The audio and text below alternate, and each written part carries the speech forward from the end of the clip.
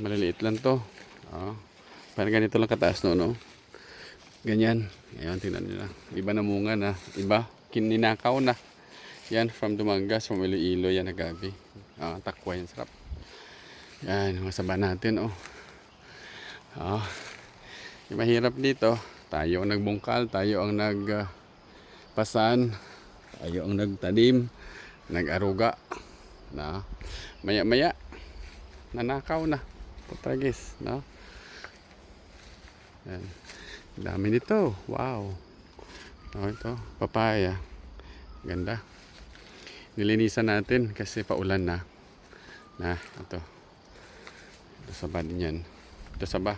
Ito yung saba na tragis. Sinulatan pa natin na hamkamuy. Pero tinan nyo. Kinuha talaga. May mila. May mila. Wala na. Yan. Saba din yan. Ito saba din to. Saba din.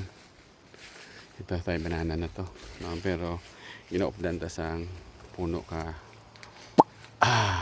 papaya. Ang ganda nito ng Thai banana kasi madaling mamumunga. And then yan. Meron pa tayong itatanim from Tita Edith. Pag umulan, yan tayo. Pag isang ulan na nakita natin na umulan na, yan, magtanim na tayo agad.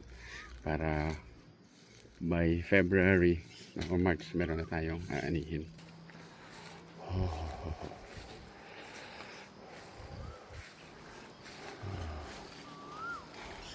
Diba? Sarap sa pakiramdam.